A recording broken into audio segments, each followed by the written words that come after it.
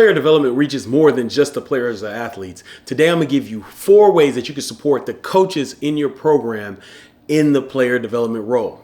Hello. I'm Ed Jones II, and I am the host of this podcast, the Player Development Pod, and I am the founder of Beyond the Field program, where we help you find player development clarity in the path that you're in this player development space. And today we're going to talk about supporting coaches. It is a great opportunity you have in the player development role to support the coaches that are on the staff that you're with. Once again, you spend a lot of time with these coaches just as you do with the players, and there's a great opportunity to help these coaches. I coach high school ball for 6 years, and so I have a heart for coaches. I know what they go through. I do miss it sometimes, but I'm done with coaching. But I understand what they go through. And at the college level where I was at 3 universities, and it can be intense. Coaches don't get a full year or full contract, So you might sign a 5-year contract. Most likely you're going to get 2.5 years. You better win or you're not going to see year 3, which is unfortunate. So coaches get squeezed. There's a lot of pressure with the ADs. There's a lot of movement on social media. They got people that can tag them, different things, just like the athletes, right? And it affects them. They can sit there and say it doesn't, but it does, But there's a lot of things that they be bent up. Maybe coaches just have to take. It takes time for them to trust people. But I know this role is one that I have enjoyed the relationships I've created with coaches at each stop that I had. And there were certain things I did to help these coaches in the role. So here are the 4 things I did to help coaches in the role. And the big reason I did this, before I talk about the 4, I want to talk about the big reason why I did this. Big reason I wanted to help coaches, it wasn't in my list of roles and responsibilities. But there's a lot of stuff that goes on during the season, a lot of stuff that goes on for coaches during the season. They got to coach their position group. They have to, recruit. There's academic meetings. There's a lot that's on their plate. And there's some things that they just can't give their full attention to. And so I wanted to help support and do that. And so here are the 4 ways that I help coaches. Number 1, family member communication. And so I worked at one place where, when coaches were in coaches meetings, their phones had the head coach preferred, and really it was a rule, so I don't want to call it preferred, but their phones had to be in their offices.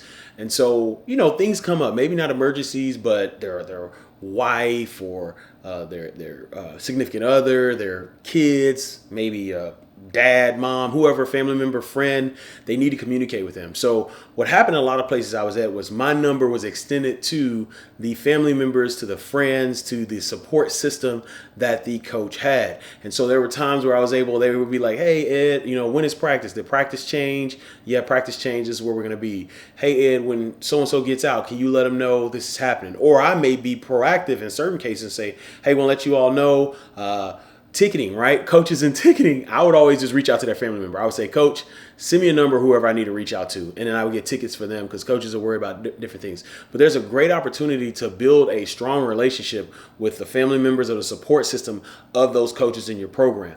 And you're able to be there for them. On game day, you're communicating with them. At practices, you're communicating with them. I would always walk around. There was one university I was at where, one coach was newly married, and I would go around and just say hello to his wife and say, hey, how are you doing? How's everything? Just because it was all new. We were all a new staff, and we were all kind of getting to know each other. And then you just ask them about their day, different things. Maybe they ask you, where's the best place to go grab something to eat? Maybe they have family coming in town and they say, hey, where could they go? Maybe, I have kids. Sometimes I ask, hey, we're expecting a kid. What are good schools, daycares, things like that. But, number one thing is you want to help that coach with family members or support system. And one of the biggest things in doing this is you just wanted to create a reliable place or a reliable space for family members and support system to come to find out what they need to do to support the coach there. Number 2, you can give a heads up on things happening. Now, this is for coaches. Sometimes coaches, there's communication that happened. I would be in support staff meetings or I'd be in meetings with administration, and there were things that were coming down the pipeline, and sometimes I thought coaches would get it, and I realized sometimes this communication doesn't get to them. So there are a lot of times where I will give coaches heads up, knock on doors, hey, heads up, this is happening, heads up, this is happening, heads up, this is happening, or a quick text, hey, to the coach group, hey, just want to let y'all know, blah, blah, blah, this is happening. So-and-so is enrolled, or so-and-so changed the class, or, our staff meeting got moved, athletic staff meeting got moved from 9 to 10, just giving people heads up. One of the biggest things when I was first in it, I was teaching someone that worked for me how to give coaches heads up. This person really wanted to make sure that people knew what they can do. And I was like, hey man, you got to give these coaches heads up. So we go in these meetings, and this person would be like, hey, this is what I found out. And the coach would be like, come on, man, you got to help me out, because the head coach is like on my tail now because you know it and I don't know it. And so there's certain things like, etiquette, office etiquette, where you're telling coaches, you're giving them a heads up. Because I know what it's like to go in a meeting and not know what's up and be like, dang, somebody knew this. Y'all could have just told me this. So I want to give coaches heads up. And once again, this could be official visits, unofficial visits with recruiting. This could be academics. This could be meetings. This could be certain things happening with players. Hey, just heads up. So-and-so's coming to your office. He shared this with me. He's going to talk to you about this, just so they can have a heads up on things like that. But you want to give your coaches a heads up.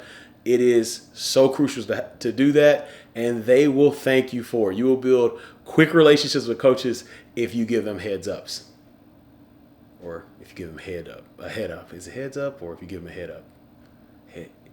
You'll build a good relationship with coaches if you give them a head up. A heads up. You will build a. Sorry, y'all. You'll build a great relationship with coaches if you give them a heads up. All right, number three, reminders. Remind coaches what's going on. I used to do this at every university I worked at. If we had a staff meeting, some coaches get in there and watch film, they get locked in. I would literally walk down the hall and say, all right, headed to the staff meeting. We got a staff meeting in 5. We got a staff meeting in 10. And a lot of coaches be like, hey, appreciate it. Thank you. Because they get locked in and they're watching film. So you get reminders about that. Hey, y'all, we got to go down to the weight room at 10. We got to go to the weight room at 10. Or I'm walking down the hall. Hey, we got a recruit coming at 30. Or I'm texting them reminders like, hey, coach, just want to remind you, me and so are coming over at this time. This high school coach is coming at 2:00 to watch film with you. Just want to give you a reminder. And they love that. Why? Because there's a lot of things that change throughout the day. I tell y'all a lot about player development, how no day is the same. It's the same for coaches. So giving those reminders, giving heads up, text messages, emails. I send emails, or, hitting up the group, whatever, or walking into the offensive meeting room and say, hey, coaches, sorry to interrupt. We had a shift in this. Remember, so-and-so is coming up here to meet y'all in this room to talk about this.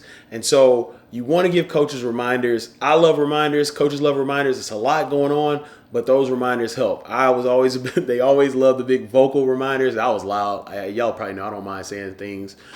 All right, we got an academic meeting in 5. So anyway, reminders are huge for coaches, and they will appreciate you for that.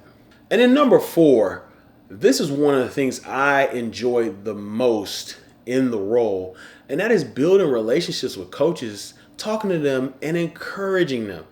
Building a relationship with them, getting to know them, and encouraging them throughout the season.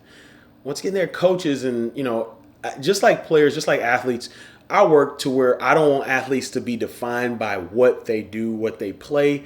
I don't want my athletes to believe that in my role that they're just football players.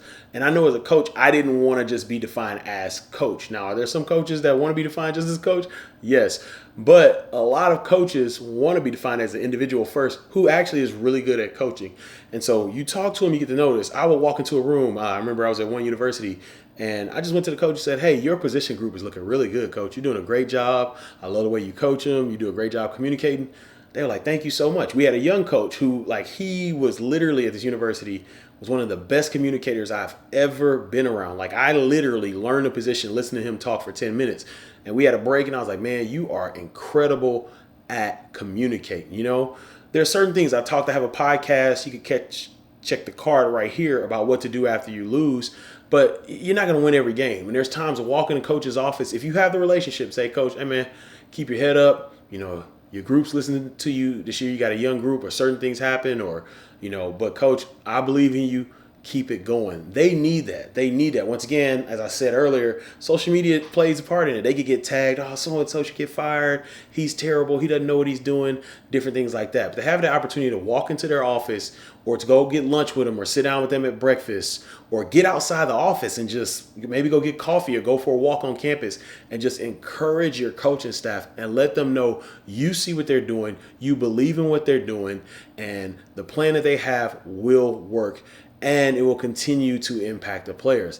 That is a great way. I cannot overstate how important it is to build relationships with coaches and encourage them. And I've encouraged coaches that are 30 years older than me. I've encouraged coaches that are younger than me. I've encouraged coaches who have never ever talked to me. But it goes a long way because you're sowing seeds into their life and you're encouraging them as you would encourage the players. There is a lot that this role can do. There's a lot of impact this role can have. And it's not just with the players and athletes. As you learn today, you can impact the coaches on your coaching staff that you work with. And while we're talking about the impact player development has, check out this video that continues this conversation about the impact player development has and can have on your program. Go out there and create generational impact. Don't wait. Create that generational impact today and start with your coaching staff.